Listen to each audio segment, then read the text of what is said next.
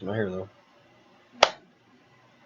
Hey guys, Shadow the Gundam Man, and this is actually kind of a review that I've been dreading.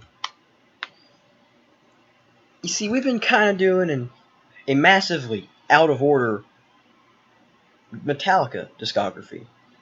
We can't do a complete one because I do not have every Metallica album.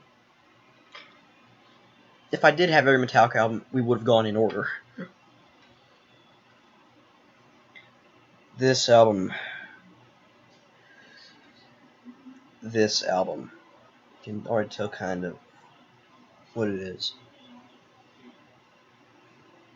Yep, from 1991. Metallica's Metallica, the Black Album.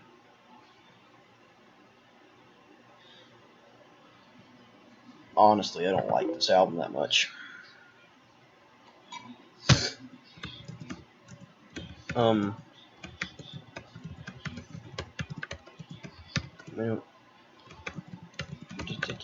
Okay, I'm talking to someone on Facebook. I've been doing that a lot.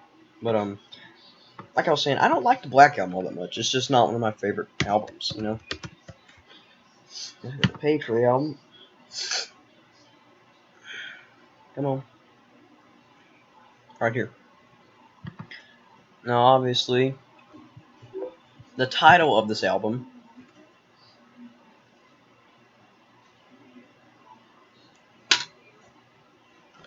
is Metallica, by the band Metallica.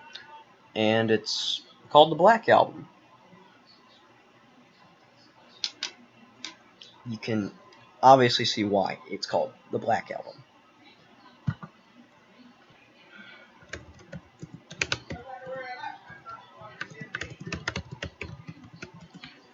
Well, let me go back to here and get straight. Released in 1991, this was Metallica's first album produced by either the famous or infamous Bob Rock. In my view, I don't really have any massive problem with Bob Rock. He's made some decent albums. Let me fix my hair. I'm really hair conscious because it feels weird if it's messed up. But I don't really have anything against Bob Rock. He's made some good albums. He made some good Metallica albums. The Black Album, it's not nearly one of my favorites, but it's a decent album for what it is. Load and Reload, which I think are better albums than the Black Album, produced by Bob Rock. Garage Inc., Garage Incorporated, the cover album, produced by Bob Rock. It's a good album. It's mostly covers, so nothing to push from a mainstream direction there. Then you have Saint Anger, the biggest dud of all time. Actually, Saint Anger's, in my opinion, not that bad an album. It's not a masterpiece by any means. But Saint Anger's a pretty decent album, really. A couple songs on there. Frantic, Dirty Window, pretty good songs. But we're not here to talk about Saint Anger. We'll probably do that album last because it's probably going to be the hardest to find.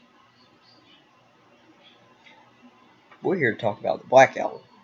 Released in 1991, Metallica's best-selling album, obviously. 16 times platinum by 2012.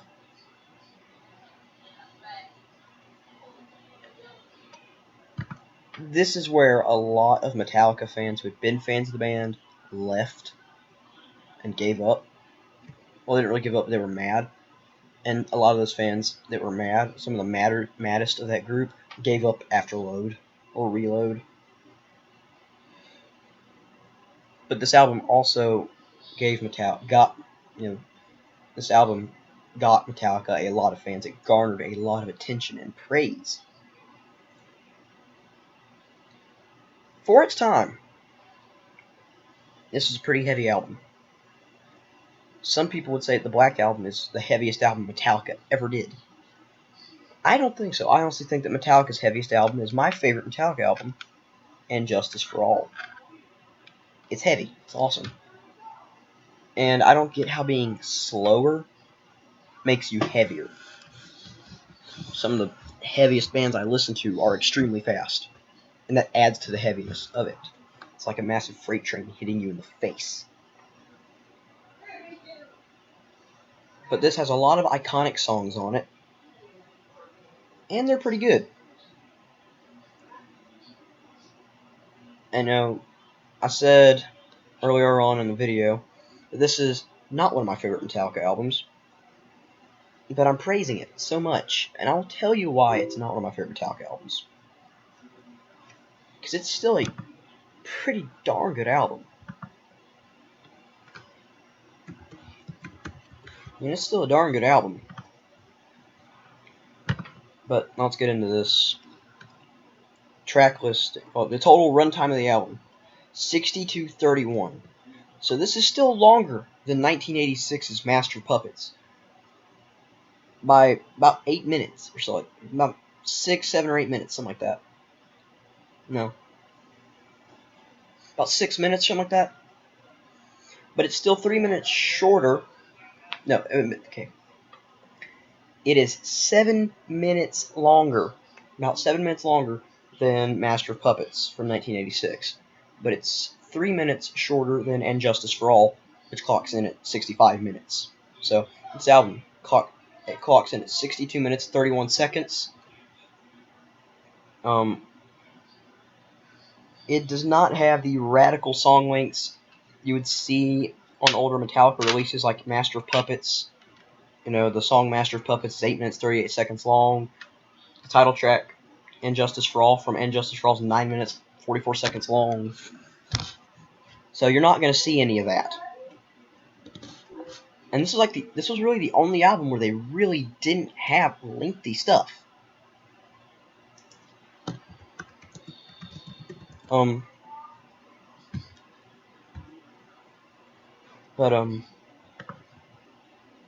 Let's really get into the meat of this review and start doing some track reviews.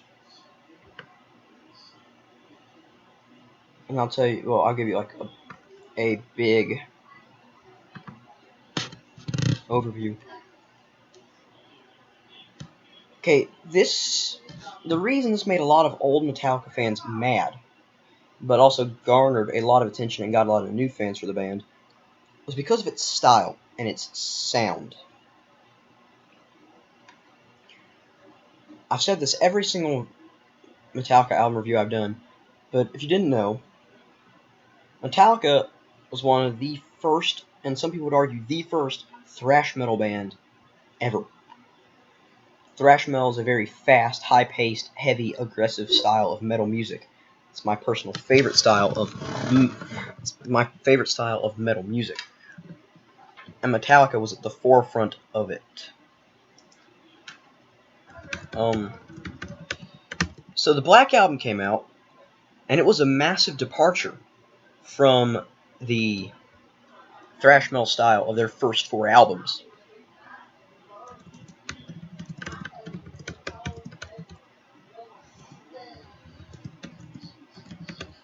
But I'm doing some real quick.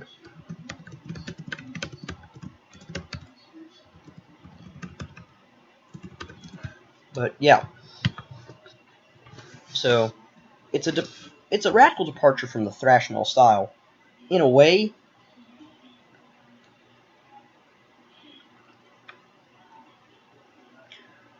But it also has a lot of thrash characteristics. It's a very weird album. Now let's go on the track listings here. Track 1. Track 1 is a song that, even if you're not a Metallica fan, see, most people who aren't Metallica fans and aren't metal fans, they have heard of Metallica. They've probably heard the song, Enter Sandman, the most overplayed and overrated Metallica song ever. Besides maybe One. And yes, I'm saying One is kind of overrated. Don't get me wrong, I love One. It's a great song, but it is, admit it, it's kind of overrated.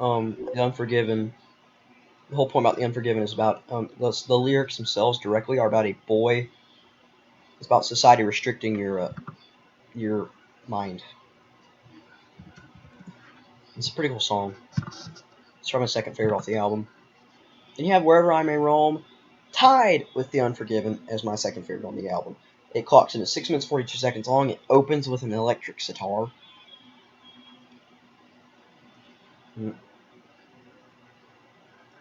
It's about a guy that just wanders around and does whatever he wants and wherever he wants.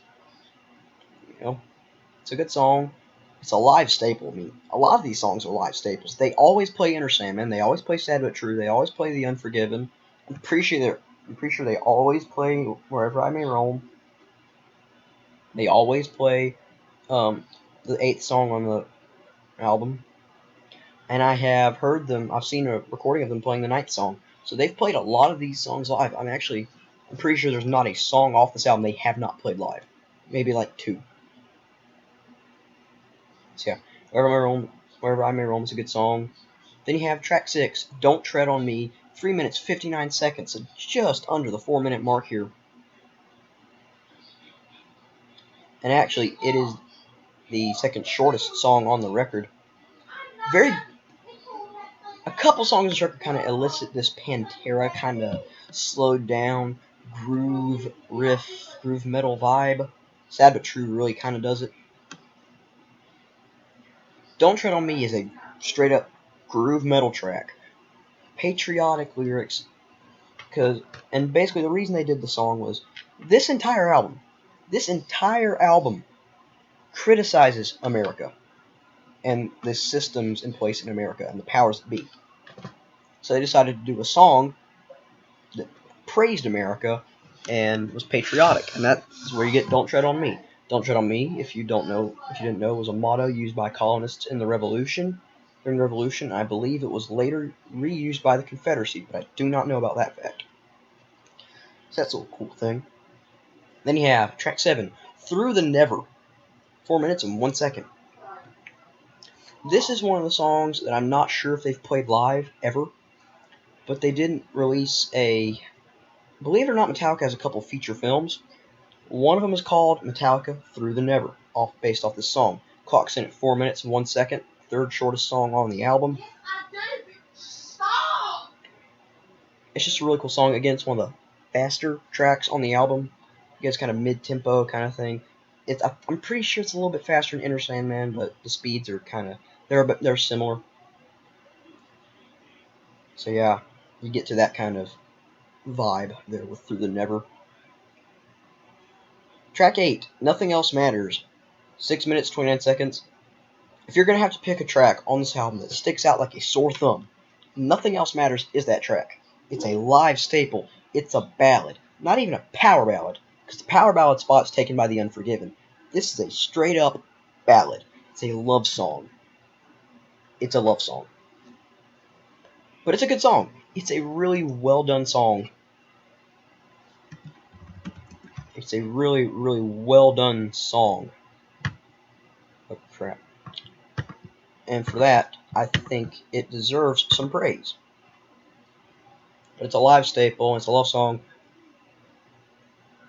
See, since I'm a metalhead myself, and I love metal, and I love metal bands, if I ever got a girlfriend and I had to serenade her, I'd serenade her with Nothing Else Matters. That's the song I'd sing to a girl. Nothing Else Matters. Then you get to track 9 of Wolf and Man, 4 minutes, 16 seconds. The only evidence I have of them playing this live is with the symphony orchestra. I watched on YouTube that entire concert. It was awesome. Of Wolf and Man, really cool song. Kind of mid-tempo, a little bit slower than Enter Sandman and all that. Kind of in between Sad But True and Enter Sandman. Slow, kind of mid-tempo, and it goes and punched it. Kind of punches you in the gut a little bit. It's a heavy song. It's a heavy song. It's not like, Injustice for All level heaviness here, or the thing that should not be heavy. But it's heavy. That's all I can really say about it. Then you have The God That Failed, track 10, 5 minutes, 5 seconds. I honestly do not like this song that much. I mean, it's average. I mean, it's kind of there with a Holier Than Thou, average kind of thing. The lyrics were based off of James Hetfield's mother. She was a Christian Scientist. If you don't know what those are, Christian Scientists, they have a really weird view of Christianity, and they do not seek medical treatment for anything. And because of that, James Hetfield's mother died of cancer when he was 16 years old, and his father had already left when he was 13. So that's kind of what that song is based off of. And it's just so you know, I'm a Christian. I'm very vocal about it. I'm a Christian, but I'm not a Christian Scientist. I think that's kind of stupid. Then track 11, My Friend of Misery, 6 minutes, 47 seconds long. The longest song in this album.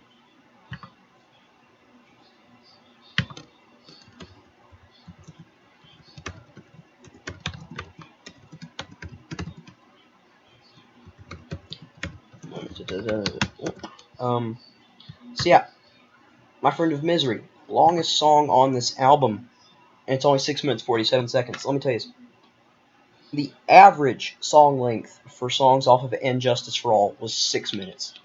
Over 6 minutes. And the shortest song on that was 5 minutes long, so you can definitely tell a radical departure from the style they were using on And Justice for All and Master of Puppets to the Black Album, in terms of sound, style, and length of song, even though they returned to the longer song lengths with Load and Reload. So the Black Album was a one-off thing, in terms of song length. My Friend in Misery, good song. It's heavy. I like it. It's kind of a highlight of the second half of the record. Yeah, it's like one of the highlights of the second half of the record, along with Nothing Else Matters and If Wolf and Man. And you get to the last song on the record. 3 minutes, 51 seconds long. Again, one of the shorter songs. The Struggle Within is the title of the song. It's the last song, 12th song.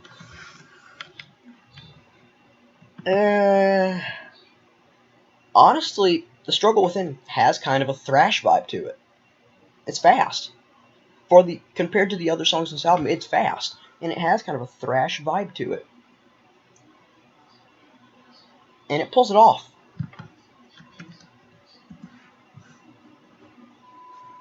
So, I really like The Struggle Within, because it kind of brings back memories of the old Metallica. Kind of brings back that kind of feeling of Kill 'Em All, their first album. It kind of does that a little bit, with a little bit of a twist on it. So that being said, the second half of the record, to me, definitely is stronger. My favorite song on the record is Sad But True, which is in the first half of the record. But yeah, the second half of the record definitely has a lot stronger tracks on it overall. So now we get into the point where I start criticizing this album. I'm not going to bash it, because it's not a bad album by any means. But the thing is, the Black Album, and I can't fault the album, I can't fault Metallica for this. The Black Album was a transitional album going from thrash metal to a more blues-influenced traditional metal style.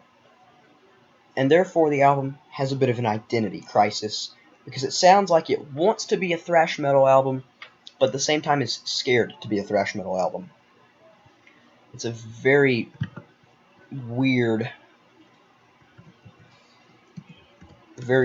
album in terms of that style. Some people called it progressive thrash. Some people said it was speed metal.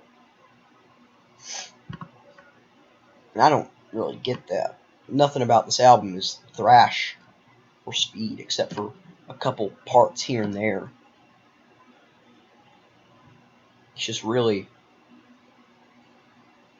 But it does have a thrash kind of vibe to it, and it's a really weird thing. So that's my main criticism of the album, is it really does have an identity crisis. Let me lean over for a second. couple of the two albums to compare it to, but I've been comparing it to so far a little bit.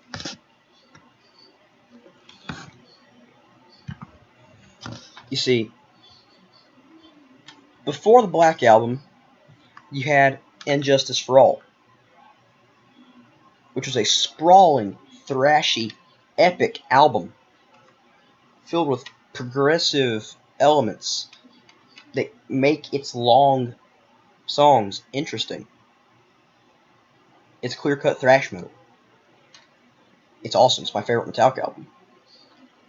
After the Black Album, you had Load and Reload, which were, the songs are long. I mean, these songs are long. Songs on Load and Reload are really long in general. More so on Load. But they have a lot more blues influence. They sound like traditional metal albums. There's no thrash in there at all. And that's the appeal of these albums to me and other people. I think that they sound good based on their own merits. I don't compare Load and Reload to thrash metal Metallica because these albums are good albums on their own merit. Honestly, I think that if you had taken, I'm going to use my favorite of the two, Reload here. I honestly think that if you took Metallica out of the question, people would not have been so hard on this album because it is a pretty darn good album. Load and Reload, they're both great albums. But they're very clear-cut traditional metal. That's what's good about them, with a lot of Western and country and blues influence. The Black Album sits somewhere in between there, and it has a massive identity crisis. It holds on. It tries to move too far towards the future while holding on to too much of the past.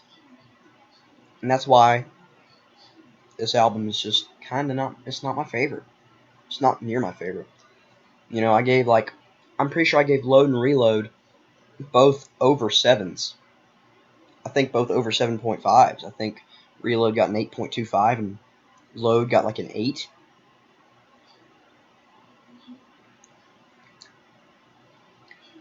I can give the Black Album a 7.25. It's a good album. But the identity crisis that it has really kills the appeal of it for me on most songs. But that's just my opinion. I know a lot of people like the Black Album, and I can't judge them for that. I like the Black Album. It's just, it's not my favorite. But as always, I forgot to cover the other reviews this album got. AllMusic gave the album a 4.5 out of 5. Chicago Tribune gave it a 3.5 out of 4. Robert Christgau called it a dud. He didn't even rate it. He called it a dud. The Encyclopedia of Popular Music gave it a 4 out of 5. Entertainment Weekly gave it a B+. Q gave it a 3 out of 5. Rolling Stone gave it a 5 out of 5. Rolling Stone Album Guide gave it a 4 out of 5. Select gave it a 4 out of 5. Sputnik Music gave it a 3.5 out of 5. I give it a 7.25 out of 10. And I think that's what it deserves. But as always, this has been Shadow the Gundam Man. See you later, guys. Peace.